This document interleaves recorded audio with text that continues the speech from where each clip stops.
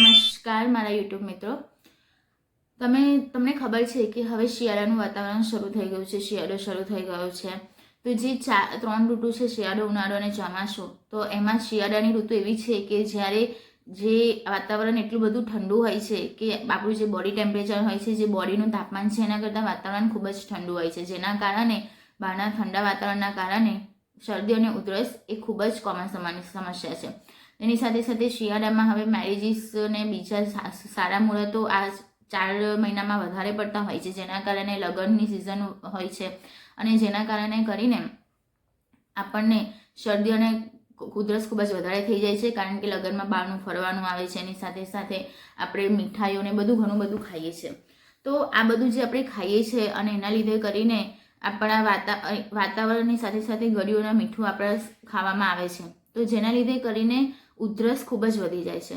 તો આજે હું તમને ઉધરસ ના થાય અથવા તો ઉધરસ થઈ ગયું હોય તો એને જડમૂળમાંથી કેવી રીતે નાબૂદ કરી શકે, જડમૂળમાંથી કેવી રીતે મટાડી શકાય, એના હું તમને 13 ઉપાયો છે એ હું તમને આ વિડીયોમાં બતાવીશ.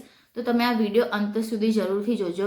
એની સાથે સાથે એક મારી રિક્વેસ્ટ છે કે જો તમે આ વિડીયો જોતા હોય તો લાઈક જરૂર કરજો. ઘણા બધા મારા સબસ્ક્રાઈબર્સ છે કે જે લોકો વિડીયોઝ જોવે છે પરંતુ લાઈક નથી કરતા. તમે જેટલું વિડીયોઝને લાઈક કરશો એટલું મને મોટિવેશન મળશે. અને કોમેન્ટ પણ જરૂર કરજો. તમને કોઈ પણ ડાઉટ હોય, કોઈ પણ પ્રશ્ન પૂછવો હોય તો તમે કોમેન્ટમાં પૂછી શકો છો. તો આજે હું તમને આ ઉધરસ છે એ કેવી રીતે મટાડી શકાય એના ઉપાયો બતાવશું. તો ચાલો શરૂ કરીએ. ગમે તેવી ખાંસી કે ઉધરસને જડમૂળથી મટાડવાના અક્ષર આયુર્વેદિક પ્રયોગો છે કે હું તમને અત્યારે બતાવી રહી છું, કે જેમાં છે પ્રયોગ નંબર 1 કે ડુંગળીના રસમાં મધ મેળવીને પીવાથી ગમે તેવી ઉધરસ મટે છે. મિત્રો, ડુંગળી એક એવી વસ્તુ છે કે જે આપણા કોઈ પણ લોકોના ઘરમાં મળી જાય છે, આપણા ઘરમાં ઇઝીથી મળી જાય છે. અને મધ એ એવું છે કે જે એન્ટીબાયોટિક છે કે જેને શિયાળાની ઋતુમાં તો ખાસ રાખવું જ જોઈએ. મારા ઘણા બધા એવા વિડીયોઝ છે કે જેમાં મધના બીજા અલગ અલગ પ્રયોગથી શરદી પણ આસાનીથી મટી જાય છે. એટલે ડુંગળીના રસમાં મધ મેળવીને પીવાથી ગમે તેવી ઉધરસ મટે છે. બીજો એક પ્રયોગ છે મિત્રો કે લીંબુના રસમાં એનાથી 4 ગણું મધ નાખીને ચાટવાથી ઉધરસ મટે છે. મિત્રો, લીંબુના રસમાં 4 ગણું મધ નાખીને ચાટવાનું છે અને એનાથી ઉધરસ મટી જાય છે. હવે ત્રીજો એક પ્રયોગ છે એ છે કે 1 ચમચી મધ અને 2 ચમચી આદુનો રસ, તમારે આદુને છીણી નાખવાનું છે, પછી એને દબાવીને એનો રસ કાઢવાનો છે અને એ 1 ચમચી મધ અને 2 ચમચી આદુના રસને મિશ્રણ કરવાનું છે અને એનો રસ પીવાથી ઉધરસ મટે છે.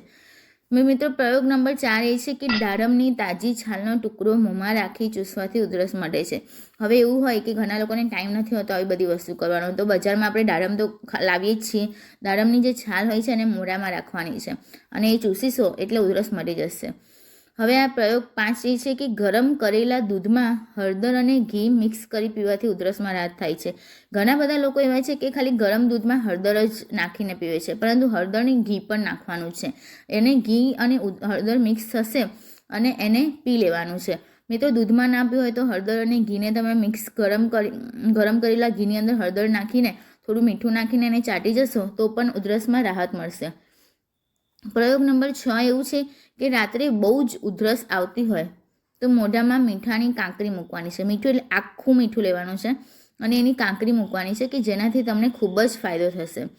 હવે 7મો પ્રયોગ એ છે કે હળદર અને મીઠાવાળા તાજા શેકેલા ચણા ખાવાના છે. સવારે નળના કોઠે ચાવી જવાના છે, 1 મુઠ્ઠી ચણા ખાઈ લેવાના છે, જેનાથી ચણા એ હળદર અને મીઠાના મિશ્રણથી જે ઉધરસ છે એમાં રાહત મળશે. પછી પ્રયોગ નંબર 8 મિત્રો એવો છે કે હળદર અને મીઠાનો શેકેલો અજમો જમ્યા પછી ખાવાનો છે. અજમામાં ઘણા બધા ફાયદા છે. અજમો ખાવાથી ગેસ છે એમાં પણ રાહત થાય છે અને હળદર અને મીઠાવાળો અજમો સ્વાદમાં પણ ખૂબ જ સરસ મજા આવે એવો હોય છે. મિત્રો, પ્રયોગ નંબર 9 એટલે કે 9મો એવો છે કે નવશેકા પાણી સાથે અજમો લેવાનો છે. થોડું પાણી નવશેકું કરવાનું છે, એની અંદર અજમો નાખીને લઈ લેવાનો છે, અથવા તો અજમાની ફાકી કરી દેવાની છે. અજમો પહેલાં ફાકી લેવાનો છે અને પછી નવશેકું પાણી પી લેવાનું છે. એના કારણે ઉધરસમાં ખૂબ જ ફાયદો થશે, ખાંસીમાં ખૂબ જ રાહત મળશે. બીજું એક એવું છે કે તુલસીનો રસ સાકર સાથે પીવાથી ઉધરસમાં રાહત થાય છે. હવે આ એક વસ્તુ છે અરડુસીના પાન. મિત્રો અરડુસીના પાનને મધ સાથે તો લેવાથી ફાયદો થાય જ છે, પરંતુ જો તમને અરડુસીના પાન મધ સાથે ના લેવા હોય તો તમે અરડુસીના પાનનો રસ છે એને ઉકાળીને એની અંદર હળદર અને મીઠું નાખીને પાણી પણ ગરમ ગરમ નવશેકું પી શકો છો. એની સાથે લવિંગ, આ તો બહુ જ અક્સરી ઇલાજ છે, બહુ જ કોમન છે, બધાને ખબર જ હશે કે લવિંગને મોંમાં રાખીને ચૂસવાથી શરદી અને ઉધરસ બંનેમાં ફાયદો થાય છે. અને છેલ્લો પ્રયોગ છે મિત્રો કે મરીનું ચૂર્ણ દૂધમાં ઉકાળીને પીવાથી ઉધરસમાં રાહત થાય છે. જે મરી છે એને દૂધમાં નાખીને ઉકાળવાનું છે અને પછી પીવાનું છે. તો મિત્રો તમે આ ઉપાયો જોયા છે. આ 13 ઉપાયો છે કે જે ખૂબ જ પ્રમાણિત થયેલા છે કે સિદ્ધ થયેલા છે. આમાંથી કોઈ પણ એક ઉપાય લો, કરો, તમને તમારા શરીરને અનુકૂળ આવે એવો કોઈ પણ એક ઉપાય લેવાનો છે. કોઈ પણ 1 કે 2 લઈ શકો છો અને એનાથી કરવાનું છે તમારે ઉધરસ મટાડવાનો પ્રયત્ન. હવે જો તમારો એક ઉપાય કામ ના કરે, એનાથી કોઈ આડઅસર થતી હોય તો તમે બીજો કોઈ પણ ઉપાય કરી શકો છો. મેં તમને આ 13 પ્રયોગો બતાવ્યા છે. મિત્રો તમને આ વિડીયો ગમ્યો હોય તો લાઈક કરજો, ચેનલને સબસ્ક્રાઈબ કરજો અને શેર કરજો. નમસ્કાર.